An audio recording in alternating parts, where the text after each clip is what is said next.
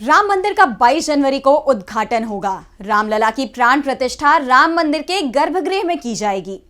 BJP Ram मंदिर को लेकर पूरे देश में जोर शोर से प्रचार कर रही है।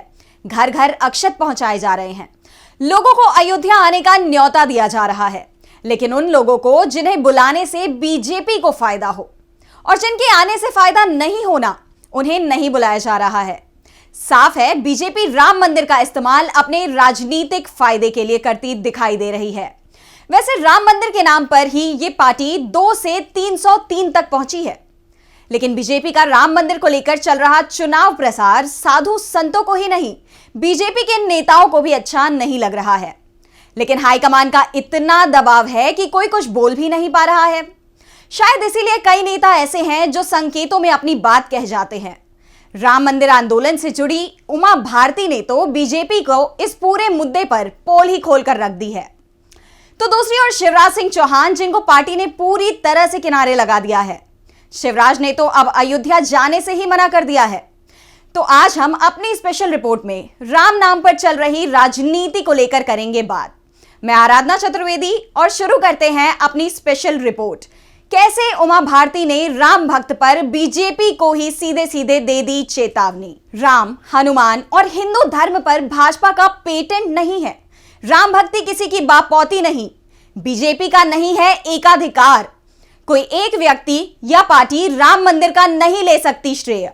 राम पर किसकी आस्था बीजेपी तय नहीं कर सकती। बीजेपी की ओर से दावा किया जा रहा था कि पीएम मोदी के कारण ही अयोध्या में राम मंदिर बन रहा है, लेकिन पार्टी की नेता और पूर्व सीएम उमा भारती ने पूरी पार्टी को ही आईना दिखा दिया है। उन्होंने कहा कि बीजेपी या फिर कोई एक व्यक्ति राम मंदिर पर दावा नहीं कर सकता। कोई ये दावा नहीं कर सकता है कि उसके चलते अयोध्या में राम मंदिर बन रहा है।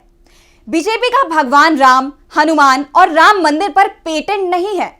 उमा ने कहा कि राम सबके हैं, पूरे विश्व के हैं। जो राम को मानते हो वे चाहे किसी भी धर्म के, किसी भी संप्रदाय के या विश्व के किसी भी देश के या किसी भी पार्टी के हों, राम उन सबके हैं जो राम को मानते हैं, उनमें आस्था रखते हैं। हम अगर राम के ऊपर अपना एकाधिकार जमाना चाहते हैं तो यह हमारा अहंकार है, हमारी भूल है। राम अविनाशी हैं, राम का अंत नहीं हमारा अंत है। उमा ने कहा कि जो भी राम भक्त हैं उसके लिए राम मंदिर है। राम भक्ति को आस्था का मामला बताते हुए पूर्व सीएम ने कहा कि बीजेपी ये तय नहीं कर सकती कि किसकी आस्था राम के प्रति होगी। राम बीजेपी की प्रॉपर्टी नहीं है और ना ही राम भक्ति बीजेपी की बापौती है। राम में किसी की आस्था बीजेपी तय नहीं कर सकती। उमा भारती ने बीजेपी पर तीखा तंज कसते हुए कहा कि राम मंदिर का आंदोलन 5 सदियों तक चला। यह देश का इकलौता ऐसा आंदोलन है जो 500 वर्षों तक चला और अब सफल हुआ है। इसका श्रेय किसी एक व्यक्ति या एक संगठन को नहीं दिया जा सकता। दरअसल बीजेपी के नेता अयोध्या में राम मंदिर के लिए पीएम मोदी को क्रेडिट देते रहते हैं, लेकिन उमा भारती ने साफ कर दिया कि इसका क्रेडिट किसी एक व्यक्ति को नहीं दिया जा सकता और अगर कोई इसका क्रेडिट लेने की कोशिश करता है तो ये उसका अहंकार है और अहंकार का नाश जरूर होता है। उमा ने पीएम मोदी का नाम तो अपने किसी बयान में नहीं लिया, लेकिन यह जरूर साफ कर दिया कि राम के नाम पर राजनीति ठीक नहीं है। इसके बाद यह भी कहा जा रहा है कि बीजेपी जिस तरह से राम मंदिर के नाम पर पूरा लोकसभा चुनाव लड़ने की ये जो योजना बना रही है, उससे बीजेपी के तमाम नेता ही खुश नहीं है। कई नेता तो इसलिए भी खुश नहीं है कि उन्हें राम मंदिर के उद्घाटन के समय न्योता ही नहीं दिया गया है। लाल कृष्ण आडवाणी और मुरली मनोहर जोशी को न्योता दिया, लेकिन यह भी कह दिया कि आना मत। एमपी के पूर्व सीएम शिवराज सिंह चौहान को न्योते का अभी तक है इंतजार। विपक्ष के नेताओं को न्योता देते समय दिया जा रहा है विशेष ध्यान।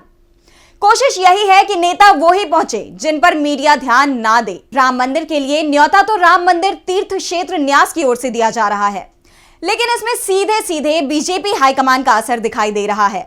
जिसे बीजेपी हाईकमान नहीं चाहता उसे न्यास की ओर से न्योता नहीं पहुंच रहा है और ऐसे लोगों को न्योता दिया जा रहा है जिनका जाना मुश्किल दिखाई दे रहा है।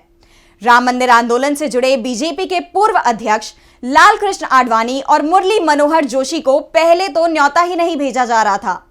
बाद में मीडिया में जब ये खबरें सुर्खियां बनी तो न्योता दिया गया, लेकिन यह भी कह दिया गया कि आना मत और कहा जा रहा है कि 22 दिसंबर को ये दोनों नेता अयोध्या नहीं जाएंगे।